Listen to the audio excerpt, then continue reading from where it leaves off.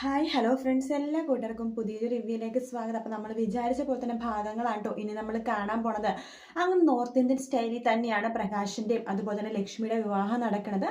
അങ്ങനെ പ്രകാശൻ തലപ്പാവൊക്കെ വെച്ച് വല്ലാതെ ആഡംബരത്തോടു കൂടി വലിയൊരു കല്യാണ ഹോളാണ് കേട്ടോ. അതായത് മണ്ഡപം എന്ന് പറയുന്നത് ഒരിക്കലും ആരും വിചാരിക്കാം വലിയ വലിയ പണക്കാരന്മാരൊക്കെ കല്യാണം നടത്തുന്ന മണ്ഡപം പോലത്തെ ഒരു മണ്ഡപമാണ് പ്രകാശൻ ഒരുക്കിയിരിക്കുന്നത്. അങ്ങനെ പ്രകാശൻ രാജാവിനെ പോലെ തലപ്പാവൊക്കെ വെച്ച് ഇങ്ങനെ ഇരിക്കുകയാണ്.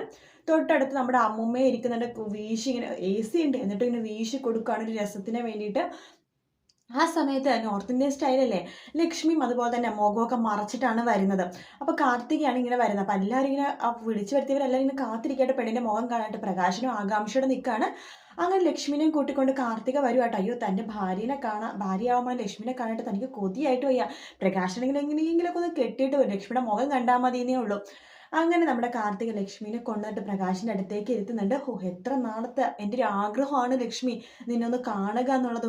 ഞാൻ എന്തൊക്കെ അനുഭവിച്ച് നിന്നെ കാണാനായിട്ട്, ഒന്ന് ആ മുഖം ഒന്ന് കാണിക്കുക ലക്ഷ്മി എന്ന് പറയുമ്പോൾ കാർത്തിക പറയണ്ട, അയ്യോ അങ്ങനെയൊന്നും കാണിക്കാൻ പറ്റില്ല, കല്യാണത്തിന് താലി കെട്ടുന്ന സമയത്ത് പെണ്ണിന്റെ മുഖം കാണാൻ പറ്റുള്ളൂ എന്ന് പറയാണ്. ശരി എന്ന് പറയുന്നുണ്ട്. അങ്ങനെ താലി കെട്ടാൻ 10 മിനിറ്റ് മാത്രമേ ബാക്കിയുള്ളൂ, ഇനിയെങ്കിലും ആ മുഖം ഒന്ന് കാണിക്ക് ലക്ഷ്മി എന്ന് പ്രകാശൻ പറയാണ്. അപ്പൊ വിക്രവും പറയുന്നുണ്ട്, അമ്മേ ആ മുഖം ഒന്ന് കാണിക്ക് എന്നിങ്ങനെ പറയണം.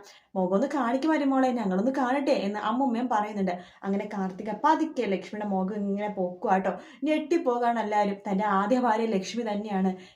ഇവളെന്താ ഇവിടെ മോളെ, ഇത് ചതിയാ, അതെ മോളുടെ അമ്മേനെ മാറ്റി അവള് വന്നിരിക്കുന്നു. ആ ലക്ഷ്മി എന്ന് പറയുമ്പോൾ, അച്ഛ ചതിയൊന്നുമല്ല, ഇതാ എൻ്റെ അമ്മ എന്ന് പറയുമ്പോഴേക്കും, മോളെ മോളെ എന്തൊക്കെയാ പറയണത്? അതെ, ഞാൻ എൻ്റെ അമ്മേനെ കാണിച്ചിരുന്നു, ഇതാ എൻ്റെ അമ്മ, എന്നെ പ്രസവിച്ച അമ്മ. മോളെ എന്ന് പറയുമ്പോഴേക്കും, അതെ ഞാൻ നിങ്ങളുടെ സ്വന്തം മകള് തന്നെയാണോ എന്ന് കാർത്തിക പറയുമ്പോൾ പ്രകാശൻ അങ്ങോട്ട് ചൂളി പോകാൻ വന്ന ഭാഗമായിട്ട് ഇനി കാണാൻ പോകുന്നത്. വീഡിയോ ഇഷ്ടപ്പെട്ടെങ്കിൽ ലൈക്ക് ചെയ്യുക, സബ്സ്ക്രൈബ് ചെയ്യുക, കമൻറ്റ് ചെയ്യുക. മറ്റൊരു വീഡിയോ ആയിട്ട് വീണ്ടും കാണാം. Take care, bye bye.